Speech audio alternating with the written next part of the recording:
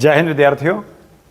Indian geography की जो question answer series चल रही है, शायद ये तीसरी या चौथी सीरीज़ है और उसके अंतर्गत अभी MPPSC का जो एग्ज़ाम आने वाला है प्रीलिम्स का, विशेष रूप से मैंने उसके लिए ही तैयार की थी। लेकिन जैसा आप जानते हैं विद्यार्थियों, ये क्वेश्चन हर जगह उतने ही महत्वपूर्ण है जितने कि MPPSC में। तो इसी सीरीज़ में आइए, मैंने नदियों के ऊपर कुछ क्वेश्चन बनाए हैं। आप पढ़ेंगे तो आपको निश्चित रूप से बहुत अच्छे लगेंगे। ये ऐसे यूज़फुल क्वेश्चन हैं जो आमतौर पर किताबों में कम ही मिलते हैं। तो चलिए हम बात करने जा रहे हैं। सबसे पहला क्वेश्चन है, नदियों द्वारा बनाए गए मैदानों को क्रमानुसार व्यवस्थित कीजिए। विद्यार्थियों, नदियाँ 4 प्रकार के मैदान बनाती हैं और ये चारों के चारों मैदान कहाँ पाए जाते हैं? या तो नदियाँ अपनी जैसे ही युवावस्था से नीचे उतरती हैं और मैदानी क्षेत्रों में प्रवेश करती हैं, वहीं से ये मैदान बनने शुरू हो जाते हैं। तो इन 4 मैदानों में, जिनमें से आप देख रहे हैं खादर, तराई, बांगर और भाबर, इनमें विद्यार्थियों जब नदी सबसे पहले पहाड़ से उतरकर मैदानी भाग की शुरुआत ही करती है, या दूसरे शब्दों में कहें जो माउंट फूट होते हैं निचले भाग, वहाँ पर नदी जैसे ही मैदान में उतरना शुरू करती है, अपने साथ बहाकर लाए गए सारे सेडिमेंट्स जमा करने की कोशिश करती है। उस समय चूंकि नदी युवावस्था से उतरती है विद्यार्थियों, तो नदी जब युवावस्था से उतरती, तो जैसे ही नदी मैदानी भागों में उतरने की कोशिश करती है, तो सबसे पहले अपने साथ लाए गए बड़े बड़े बोल्डर बिछा देती है। बहुत बड़े बड़े पत्थर होते हैं। उन पत्थरों के सामने नदी अपना अस्तित्व खो देती है। दूसरे शब्दों में कहें, वो नदी पत्थरों के नीचे बहती है, ऊपर बहती हुई दिखाई नहीं देती, केवल पत्थर पत्थर दिखाई देते हैं। देखने में लगता है यहाँ कौन सी नदी है, लेकिन अगर उन पत्थरों को हटाओगे तो नीचे पानी बहता हुआ मिलेगा। ऐसे भागों को भाबर कहा जाता है। तो नदी सबसे पहले जो मैदान बनाती है वो बड़े बोल्डर से युक्त मैदान होते हैं, जिन्हें भाबर कहते हैं। आगे जब नदी बढ़ती है तो अपेक्षाकृत ढालों, मैदानी ढालों पर नदी वहाँ दलदल टाइप का बना देती है, उसे तराई कहते हैं। वहाँ हमेशा नमी बनी रहती है, दलदली भूमि होती है, घास वगैरह इत्यादि खूब मात्रा में उगती है। उस भाग को तराई के मैदान कहते हैं। नदी पहली बार यहाँ दिखाई देती है। ये परीक्षा के लिए भी इम्पोर्टेंट है कि पहली बार नदी किस मैदान में दिखाई देती है, तो वो है तराई का मैदान। जब पहाड़ी भाग से उतरती है तो उस समय तो वो पतली धारा के रूप में रहती है, तो निश्चित रूप से दिखाई देती है। लेकिन जब मैदानों में बहती है तो पहली बार मैदान में जहां दिखाई देती है नदी, उसे कहते हैं तराई। तो तराई के मैदानों में इसीलिए चूंकि दलदली भाग होता है बहुत ज़्यादा, वहाँ एक ही फसल बहुत अच्छे से हो सकती है, वो है चावल। चावल की फसल ही वहाँ ज़्यादातर बोई जाती है। बाकी तराई के भाग अन्य फसलों के लिए उपयुक्त नहीं है, क्योंकि नमी इतनी ज़्यादा रहती है, जड़ें सड़ जाती हैं, इसलिए अन्य खेती वहाँ नहीं की जा सकती। इसके बाद नदी आगे जब सपाट मैदानों में बहती है तो अपने पाट के दोनों तरफ साथ में लाई गई जो बाढ़ की मिट्टी है उसको बिछाने का काम करती है।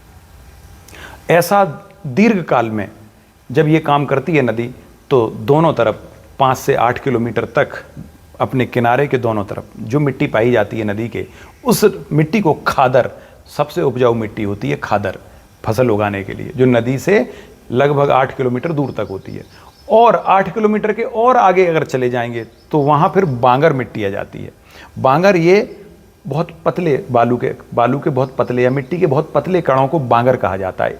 पतले कणों से बनने वाली मिट्टी बांगर, अपेक्षाकृत मोटे कणों से मिलने वाली मिट्टी खादर, और सबसे ज़्यादा मोटे कणों से बनने वाली भाबर। तो भाबर में कण नहीं, सीधे बोल्डर होते हैं।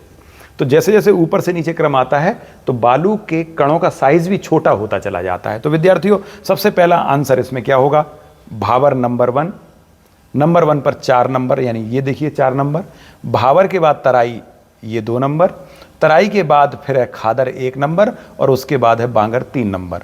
यही क्रम होता है मिट्टी के कणों के साइज का भी। साइज भी जैसे जैसे दूर जाएंगे वैसे वैसे छोटे होते चले जाएंगे। तो सही आंसर इसका विद्यार्थियों हमने क्या देखा? सी सही आंसर है। अगला प्रश्न है, सत्य कथन पहचानिए।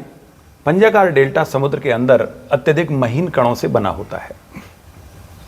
बर्ड फूड डेल्टा बहुत बारीक सैंडी पार्टिकल से बना होता है और समुद्र के अंदर तक जाता है। विद्यार्थियों, बिल्कुल सही है। जब डेल्टा डेल्टा क्षेत्र नदी के मुहाने को कहते हैं, जहाँ नदी समुद्र से मिलती है। नदी अपने साथ बहाकर लाए गए सारी सेडिमेंट्स इकट्ठे करती है। अगर नदी मुहाने पर बहुत धीमी गति से बहती है, बहुत धीमी, तो वो कई शाखाओं में डिस्ट्रीब्यूट हो जाती है, यानी बट जाती है वो। तो शाखाओं में बटने के कारण ही वहाँ नदी के जो पार्टिकल्स हैं, अपने साथ लाए गए सेडिमेंट्स हैं, वो अपेक्षाकृत मोटे आकार के होते हैं। तो मोटे आकार के सेडिमेंट्स नदी अपने समुद्र से मिलने से पहले ही अंतिम अवस्था में बिछा देती है। तो जब अंतिम अवस्था में बिछाती है तो उस समय पार्टिकल का साइज बड़ा होता है। तो जो दूसरा कथन है, चापाकार डेल्टा समुद्री तट के ऊपर बड़े कणों से बनता है। चापाकार यानी आर्कुएट डेल्टा। तो आर्कुएट डेल्टा हमेशा समुद्र से पहले बनता है और उसके कणों का साइज बड़ा होता है। बर्ड फूट डेल्टा बनाते समय नदी का बहाव ज़्यादा होता है, तेज होता है, इसलिए नदी समुद्र के अंदर तक चली जाती है और अंदर तक जाकर बहुत बारीक बारीक पार्टिकल को जब जमा करती है, सैंडी पार्टिकल को, तो वो सैंडी पार्टिकल आपस में एक दूसरे के साथ गुंथ कर इतना कठोर स्ट्रक्चर बना लेते हैं कि फिर जो ज्वार का पानी या ज्वार की जो लहरें आती हैं समुद्र में, जब ज्वार आता है तो ज्वार के बड़ी बड़ी लहरें भी उस बारीक बारीक पार्टिकल के अंदर नहीं घुस पाती। अगर अंदर घुस जाएंगी तो पूरा समेट के अपने साथ ले जाएंगी, लेकिन ऐसा कर ही नहीं पाती वो।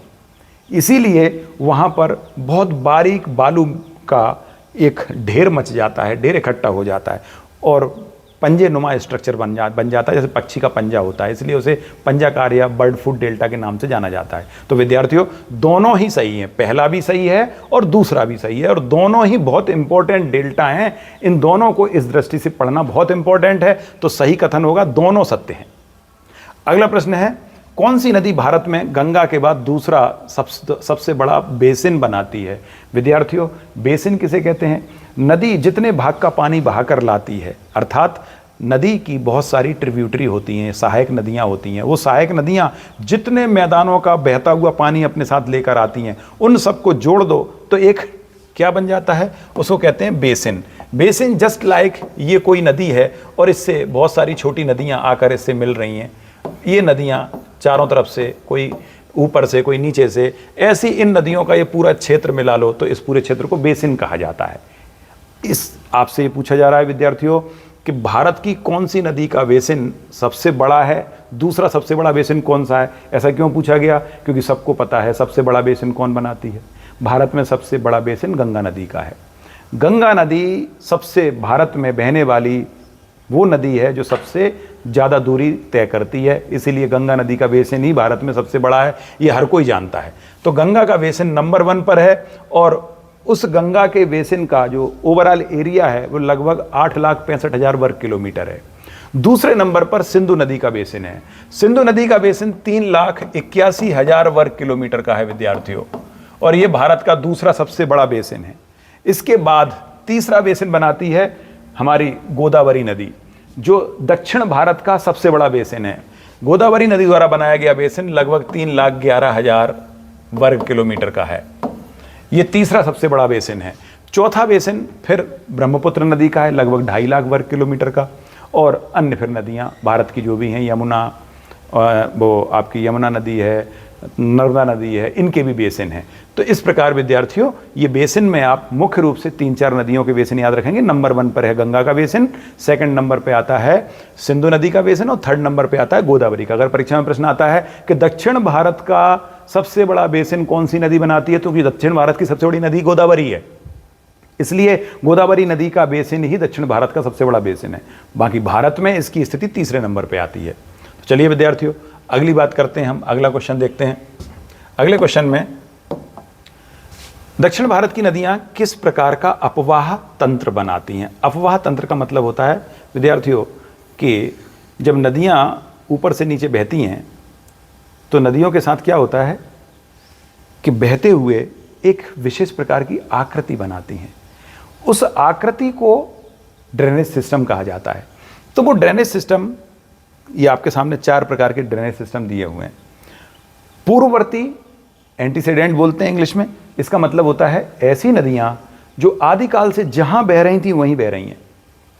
अगर उनके आसपास की भूमि उठ गई ऊपर, तो जितनी भूमि साल भर में उठती थी उतनी ही वो घिस देती थी, उसको काट देती थी। नतीजा क्या हुआ कि आसपास की भूमि उठती तो जा रही है, लेकिन जहां से नदी बह रही है उस भूमि को नहीं उठने दिया नदी ने, उस भूमि को काटती रही नदियां। नतीजा ये हुआ कि हिमालय की जो नदियां हैं वो आज भी वहीं बह रही हैं जो हिमालय की उत्पत्ति से पहले बह रही थी। और हिमालय जब उठा धीरे धीरे तो उन्होंने हिमालय को काट काट के गहरी खाइयां बना दी। इसलिए इन नदियों को पूर्ववर्ती यानी पहले से बह रही नदियां कहा जाता है। तो हिमालय की पूर्ववर्ती नदियों में सबसे अच्छे उदाहरण है सिंधु नदी, ब्रह्मपुत्र, सतलज, ये सबसे बेस्ट उदाहरण है पूर्ववर्ती नदियों के। गंगा भी उसमें से एक है। तो ये सारी पूर्ववर्ती नदियां कहलाती हैं। इसके बाद फिर आती है पूर्ववर्ती के बाद पूर्ववर्ती नदियां। विद्यार्थियों याद रखना, मैं बता रहा हूं, बहुत सिंपल है कि उत्तर भारत की नदियां, उत्तर भारत की हिमालय से उतरने वाली नदियां, ये सभी पूर्ववर्ती हैं। उत्तर भारत की हिमालय से उतरने वाली नदियां पूर्ववर्ती हैं। मध्य भारत की जो जितनी नदियां हैं, आप यहां देख रहे हैं क्रम से, मध्य भारत की नदियों को कहा जाता है सबसीक्वेंट यानी परवर्ती। ये मध्य भारत की नदी है, इस तरह का पैटर्न बनाती हैं मध्य भारत की नदियां।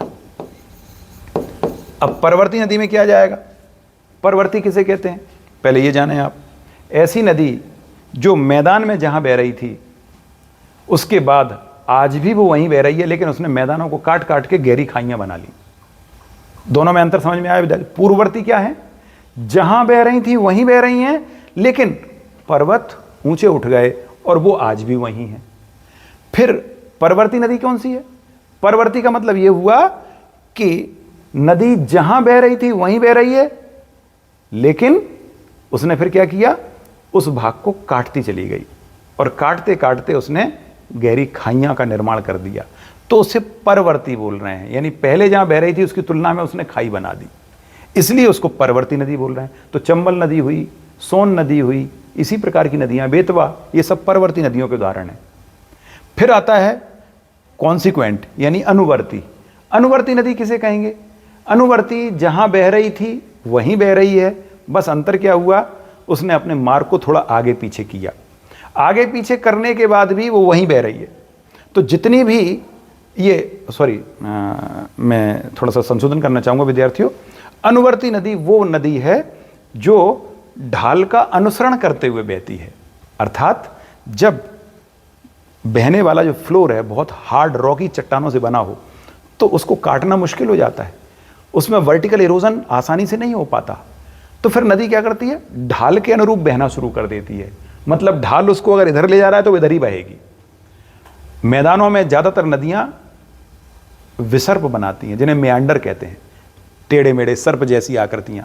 लेकिन दक्षिण भारत की नदियां विसर्प नहीं बनाती। उसका कारण यही है क्योंकि वो अनुवर्ती नदियां हैं, अर्थात ढाल जिस ओर उन्हें ले जाएगा वो उसी ओर चलना शुरू कर देती हैं। और ये नदियां चूंकि बहुत ज़्यादा इनमें पानी नहीं होता, गर्मियों में अक्सर सूख जाती हैं, तो ये ढाल के अनुरूप बहने के लिए मजबूर हैं, इसलिए इन्हें अनुवर्ती नदियां कहा जाता है। तो अनुवर्ती को कहते हैं विद्यार्थियों कॉन्सिक्वेंट। तो ये दक्षिण भारत की नदियां हैं। दक्षिण भारत की नदियों को कॉन्सिक्वेंट रिवर सिस्टम के नाम से जानते हैं। अब आता है अध्यारोपित मीन्स सुपर इम्पोज्ड।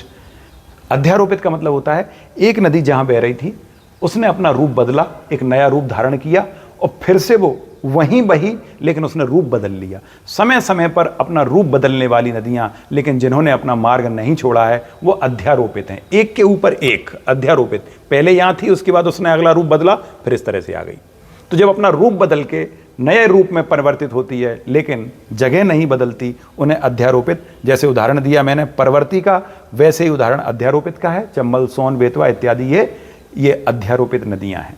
तो अध्यारोपित और परवर्ती लगभग एक जैसी नदियां हैं, बस दोनों में अंतर क्या हुआ?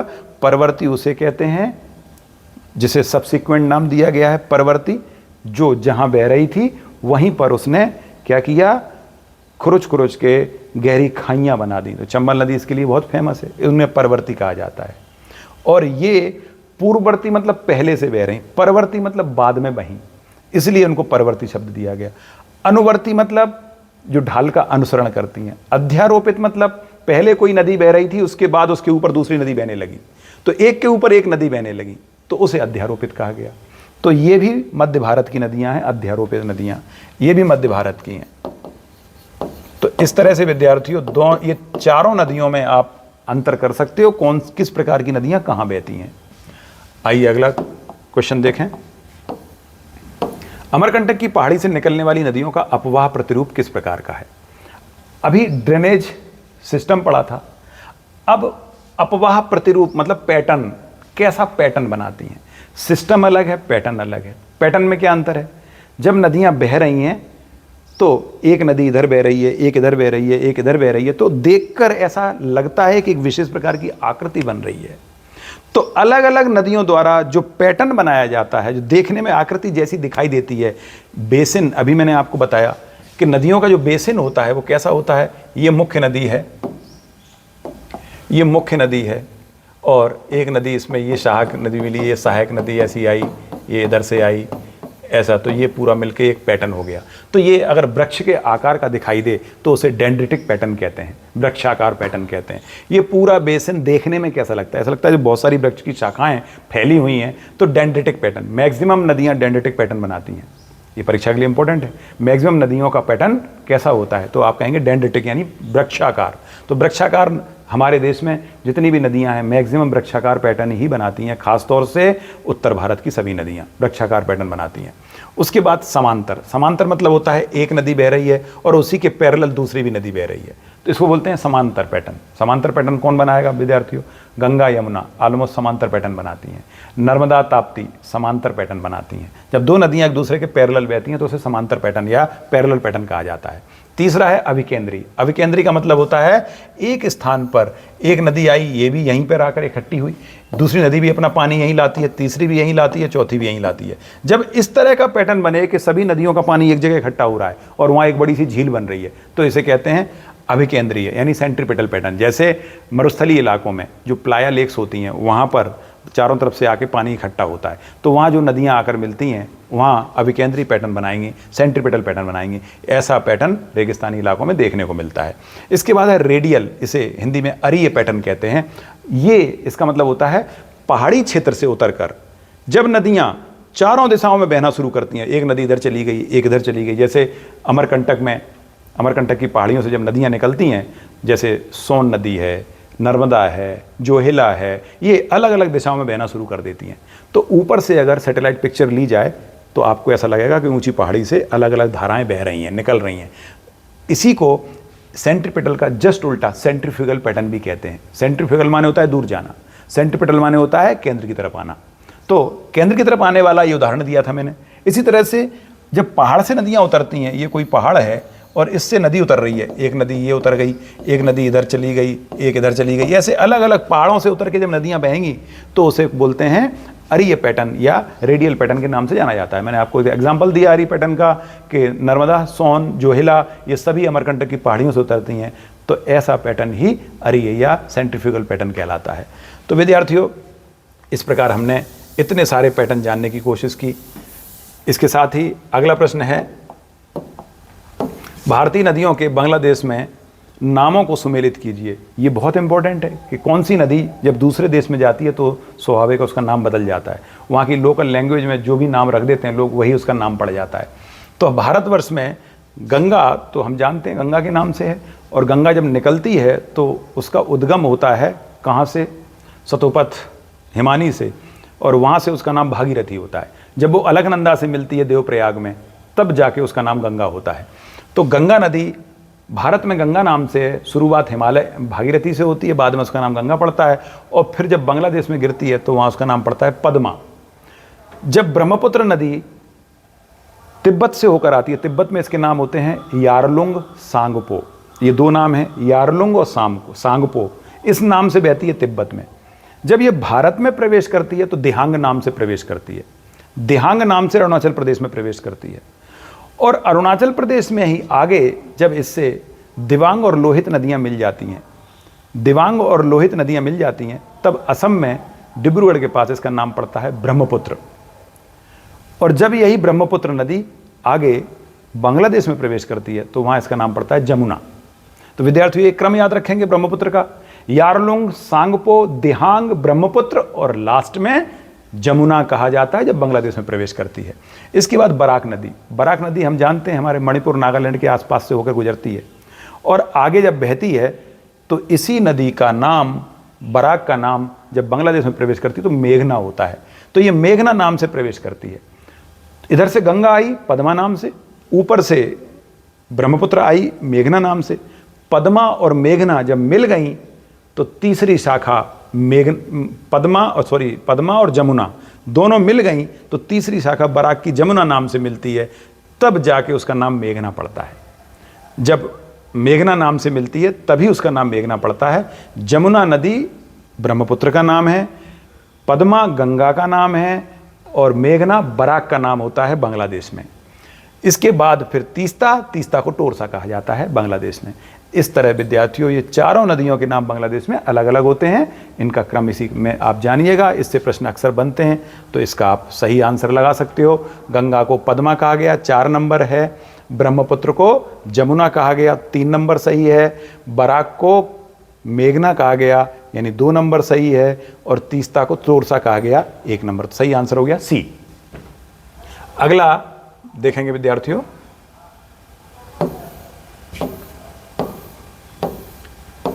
केदारनाथ से कौन सी नदी का उद्गम होता है। हम जानते हैं हमारे 4 उत्तर भारत के धाम बद्रीनाथ, केदारनाथ, गंगोत्री, यमुनोत्री, ये 4 हैं विद्यार्थियों। इन चारों में आप पाएंगे कि बद्रीनाथ से निकलती है अलकनंदा, केदारनाथ से निकलती है मंदाकिनी।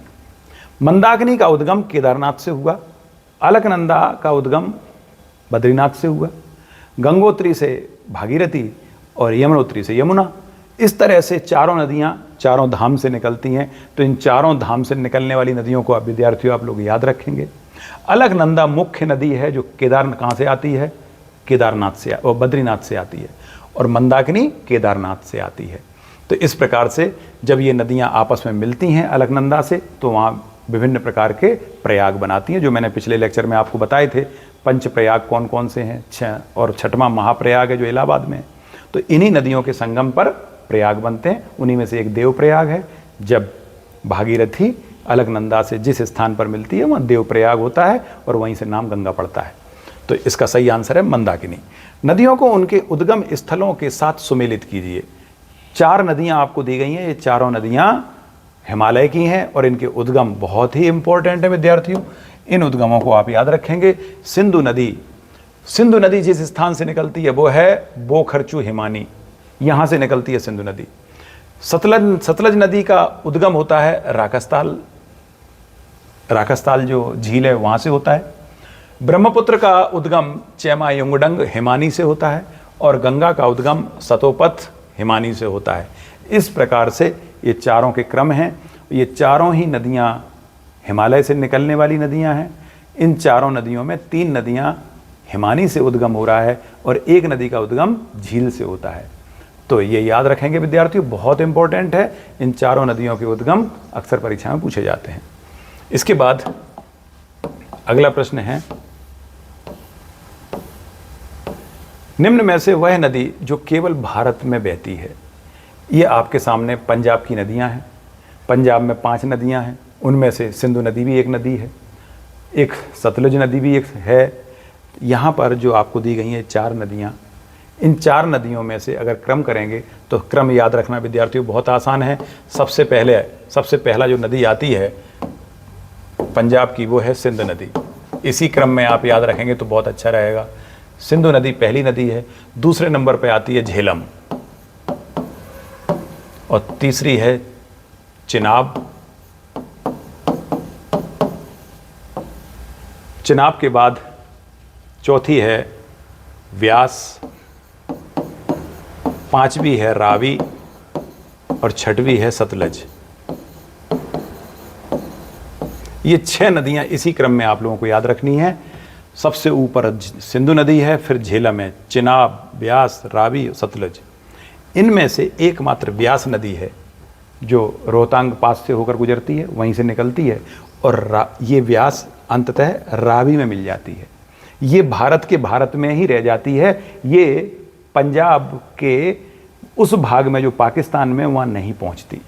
और बाकी नदियाँ, सिंधु तो चूँकि मैक्सिमम भाग पाकिस्तान में ही, 80% भाग पाकिस्तान में सिंधु का, 20% भारत में, इसलिए सिंधु नदी जल जो समझौता हुआ था भारत पाकिस्तान के बीच में 1960 में, तब उस समझौते में ये कहा गया था हिंदुस्तान को केवल 20% पानी मिलेगा, इसका 80% पानी हिंदुस्तान को छोड़ना पड़ेगा पाकिस्तान के लिए।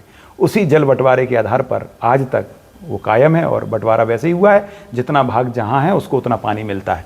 तो भारत में केवल 20% भाग है सिंधु नदी का। झेलम दूसरे नंबर की नदी है जो जम्मू कश्मीर से निकलती है शेषनाग झील से, और आगे चलकर ये चिनाब में मिल जाती है। ये चिनाब की सहायक नदी हो गई झेलम। और व्यास नदी मिल जाती है रावी में, और रावी नदी मिलती है चिनाब में। सतलज नदी भी अंततः चिनाब में मिल जाती है। तो ये बड़ी बड़ी नदियाँ झेलम, रावी और सतलज ये सभी चिनाब में मिल रही हैं, और अंततः चिनाब सिंध नदी में मिल जाती है। तो चिनाब सिंधु की सहायक नदी है, और चिनाब की सहायक नदियाँ झेलम, रावी और सतलज हैं, और व्यास स्वयं रावी की सहायक नदी है। इस प्रकार से ये क्रम है विद्यार्थी। अब आप समझ सकते हो, इनमें से व्यास एकमात्र छोटी नदी है जो भारत में ही निकलती है और भारत में ही रावी में मिल जाती है, इसलिए केवल भारत में बहती है। बाकी ये सभी नदियाँ सिंधु, झेलम, चिनाब, रावी, सतलज ये भारत और पाकिस्तान दोनों में बहती हैं। तो मेरे ख्याल से विद्यार्थियों इसका आंसर आपको समझ में आ गया होगा। इसके बाद अगली है, निम्न नदियों को उत्तर से दक्षिण के क्रमानुसार व्यवस्थित कीजिए। अभी मैंने आपको क्रम बताया। सबसे ऊपर उत्तर में कौन सी नदी थी? सिंधु। सिंधु के बाद थी झेलम। तो इसमें सिंधु तो है नहीं, तो झेलम तो पहले नंबर पर आ गई। झेलम ये आ गई पहले नंबर पर। तो झेलम 4 नंबर, ये रहा 4 नंबर। सी और ए दोनों में है 4-4। झेलम के बाद अगला नंबर था चिनाब का, तो 4 के बाद 3 आएगा, 4 के बाद 3 दोनों में है। अब बात आती है रावी और व्यास। तो याद रखेंगे विद्यार्थियों, व्यास नदी रावी की सहायक है और व्यास ऊपर से नीचे की तरफ रावी में मिलती है, तो इसलिए अगला क्रम व्यास का होगा। तो 2 नंबर पर जो होगा वही आंसर सही है। तो सी पे, तो तीसरे नंबर पे 2 होना चाहिए। तो अभी हम कौन कौन से पढ़ रहे थे? 4-3 हो गया, उसके बाद 2 नंबर, यानी ये व्यास 2 नंबर, और लास्ट में है रावी, सबसे नीचे है, और उससे भी नीचे सतलज है। लेकिन अब इसमें है नहीं आंसर, तो जो आंसर है, जो ऑप्शन दिए हुए इनके आधार पर सही आंसर हो गया ए, 4-3-2-1। क्लियर हो गया विद्यार्थियों? 4-3-2-1। इसके बाद अगला है, विश्व का सबसे बड़ा दोआब। बहुत ही इंपॉर्टेंट प्रश्न है विद्यार्थियों। दोआब का मतलब होता है 2 नदियों के बीच की भूमि। 2 नदियों के बीच की भूमि, उसको दोआब कहते हैं। तो भारत में कुल कितने दोआब हैं? उनमें से 5 दोआब तो वही हैं, पंजाब की जो नदियाँ 6 नदियाँ हैं उनके बीच की भूमि को दोआब कहते हैं। तो उनमें पहला दोआब सिंधु नदी और झेलम नदी के बीच में है, उसे सिंध सागर दोआब के नाम से जाना जाता है। वह दोआब भी बहुत बड़ा है, लेकिन सिंधु सागर दोआब के अलावा और भी हैं 2-2 नदियों के नाम से जिनके बने हैं। कोई चेज है, कोई बारी है, तो अलग अलग नदियों के बीच में बनने वाले इनके नाम पड़े हुए हैं विद्यार्थियों। इन सब में गंगा और यमुना का दोआब, गंगा और यमुना के बीच का भाग, जिसे संयुक्त प्रांत दोआब के नाम से जाना जाता था, वही संयुक्त प्रांत दोआब विश्व का सबसे बड़ा दोआब है। इसका क्षेत्रफल 60,000 वर्ग किलोमीटर है। इससे बड़ा नदी के 2 नदियों के बीच का दोआब पूरे विश्व में कहीं नहीं है। सेकंड नंबर पे आता है सिंध सागर दोआब। इसका क्षेत्रफल 50,000 वर्ग किलोमीटर है। ये सेकंड नंबर पे, कहीं कहीं आप अगर गूगल करेंगे तो उसमें सिंध सागर नंबर 1 दोआब मिलेगा, लेकिन ये सही नहीं है। सबसे बड़ा दोआब गंगा यमुना दोआब है, जो कि इंडो गांगेटिक प्लेन का एक हिस्सा है। इंडो गांगेटिक प्लेन 11 लाख वर्ग किलोमीटर क्षेत्रफल वाला है।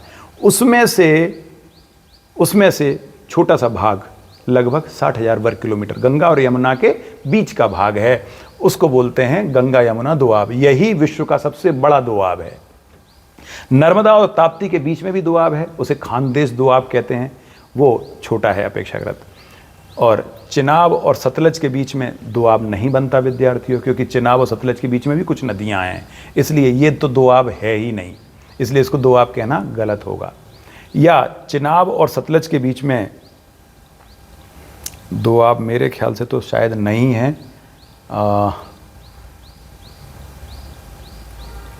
एक बार और देखना पड़ेगा, मैं थोड़ा सा श्योर नहीं हो रहा हूँ, तो आप देख लेंगे इसको, या मैं देखकर 1 मिनट बताता हूँ।